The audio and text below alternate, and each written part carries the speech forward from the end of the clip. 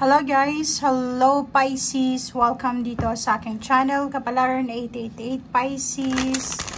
Alamin natin Pisces kung ano ang messages, vibration, gabay, energy para sa inyong lahat. Ito ay next 3 months, so quarterly message to para sa inyong lahat. Collective, general reading para sa lahat ng Pisces.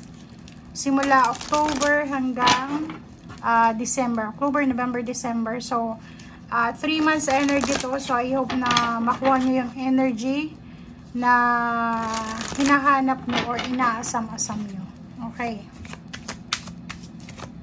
Kung bago ka sa channel ko, Pisces, please like, share, and subscribe. Pakipress ang notification bell button para updated ka sa mga videos na ina-upload natin everyday. Okay. Pisces. First card natin is Cave. So, for 3 months siya. Tingnan natin kung ano yung possible message para sa'yo. 3 months energy para sa lahat ng Pisces. Okay. Music, harmony. I hope nakikita nyo guys. Okay, Earth, Magic. Ang ganda. Okay, next is vulnerability. Okay.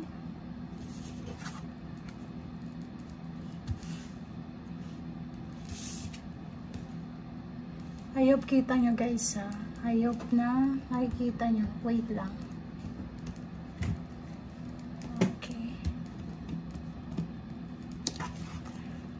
Bago pala ako guys nag-reading dito, nag-meditate muna tayo, nag-manifest na sana lahat ng mga wishes nyo, lahat ng mga pinagpipray nyo ay ma-manifest nyo. Okay. Pisces, October, November, December. General reading.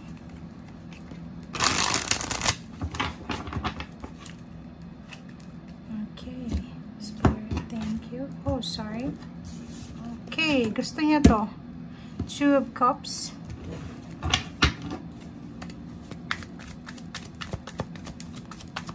Pisces. King of Swords.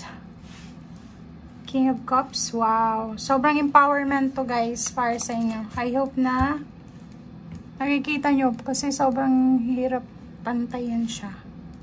Okay. Oh, sorry. Mga falling cards, hindi natin kukunin yan. Wow. Okay. Last card dito. Reverse na 5 of Cups. Ang galing. Ang galing, galing, galing.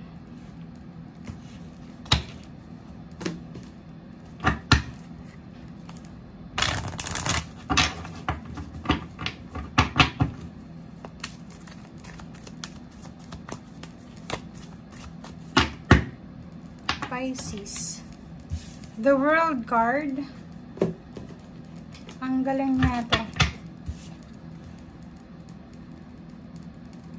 Okay. So, simulan natin kung ano yung sinasabi ng baraha mo dito. For the next 3 months, meron kang kailangan na gawin. Unang-una is sanctuary. Yung peace mo, yung harmony, yung balance. Kailangan mong hanapin kung saan ka mas komportable.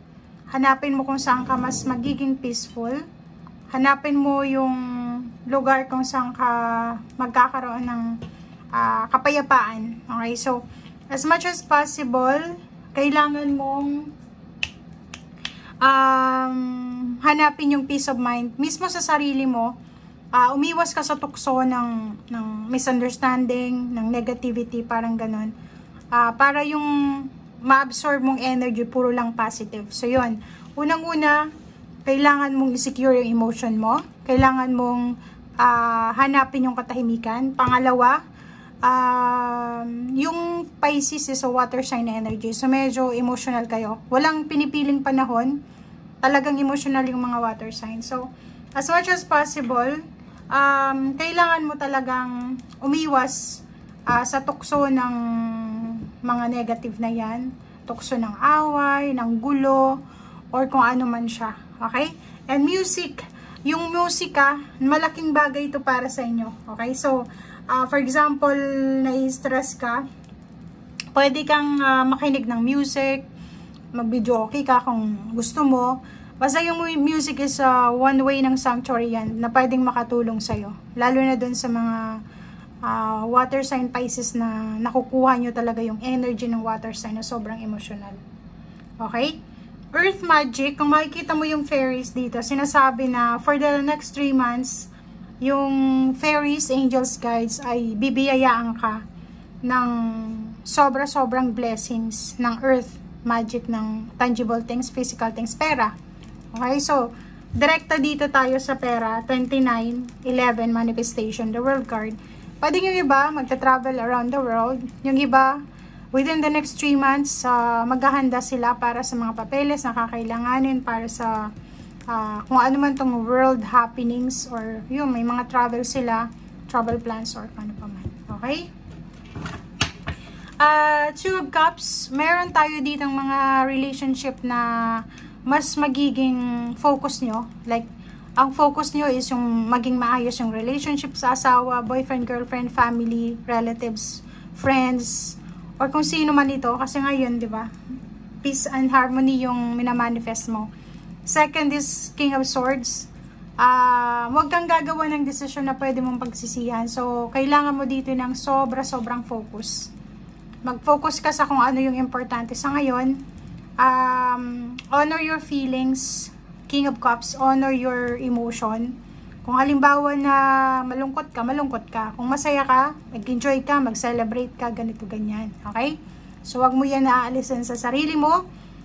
And then of Swords, may mga reconciliation. So, October, November, December, for 3 months, mayroong mga reconciliation, may mga issue from your past na posibleng mag-close na, endings na.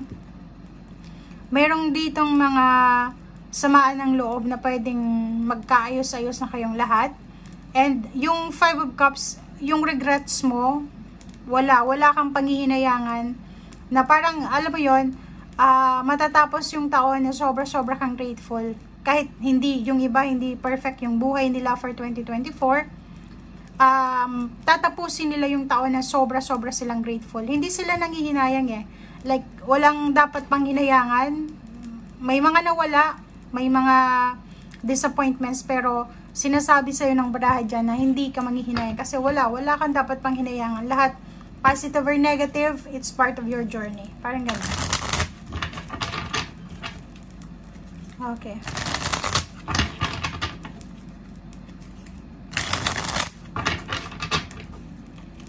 Oops, sorry.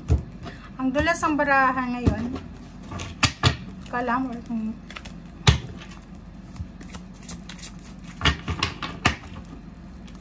okay. The Empress. Wow, Justice card. Okay, King of Coins. So, 3 yung kings mo dito okay. So, yon. Ang galing. So, makikita mo dito na napapaligiran ka ng choices and options, decision making sa 3 months na to. So, marami kang like, bago matapos yung taon, lalo na doon sa mga business-minded individual na mga tao, marami kayong maiisip na pwede nyong gawing business, pagkakakitaan, or kano pa man. So, kahit mga hobbies nyo lang, pwede nyong mapagkakakitaan. Ito yung 7 na to na choices. Parang sinasabi na marami kang choice ngayon na gawin. Maraming pwedeng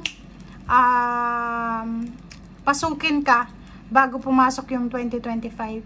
And ito, nasa meditation ka, nasa sanctuary ka. So, talagang sinasabi ng barahan na bago mo tapusin or tapusin mo yung taon na ito sa pakikipag-reconciliate, pagpapatawad, sa pagme-meditate, pag-contemplate. Alam mo yun, yung katahimikan, yung peaceful.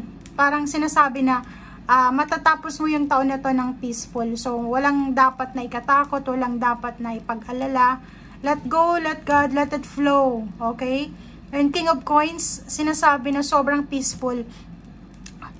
Siguro ngayon, nanonood ka, Pisces, siguro tatanungin mo yung sarili mo, saan ako kukuha na itong perang ito? Kasi may sinasabi ditong mahawakan ng pera. So siguro for the month of October, November, wala kang hawak na perang malaki. Pero pagdating ng December, makikita natin dito yung King of Cups. Mahawakan mo yan eh. Kung ano man tong minamanifest mong pera, lump sum of money, payouts, bonuses, ano pa yan, posibleng mahawakan mo siya by the end of the year.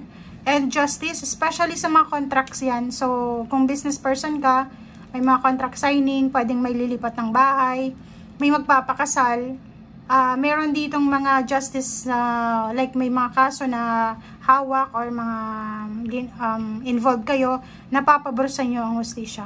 Marami ding magsisimula. So, marami kang sisimulan na mga gagawin, like for example, yung ideas mga dito, di ba? Ang dami mong gustong pagkakitaan, gustong gawin, like ito yung plano ko. Panoorin mo to, lalo dun sa mga Pisces na parang feeling nyo, handang-handa ka na sa next journey mo. So, ito siya, impress. Maraming new beginnings. May mga healthy regimen tayo dito. Lalo sa mga babaeng Pisces, nakikita ko sa inyo dito na nakafocus kayo sa health nyo. Like, gusto nyong maging sexy, maging healthy, maging mataba, yung mga payat. Nakikita din natin dito yung iba gustong, nakafocus sila sa pagpapaganda ng skin, ng buhok, parang ganyan-ganito. Yung iba din, parang ramdam mo yung feminine energy mo. So, by the end of the year, 3 months siya. Kung mother figure ka, mother, nanay, ate, sobrang ramdam mo yung obligasyon mo. So, kailangan ka ng pamilya mo, kailangan ka ng mga tao sa paligid mo. Okay? And the Empress, take care of your body, take care of your health. Salubungin mo yung yung 2025 ng healthy. Kasi dito sinasabi na focus ka dapat sa sarili mo. Huwag kang masyadong mag-focus sa ibang tao. Focus ka lang sa sarili mo. Okay? Thank you for watching, guys, and see you again. Bye!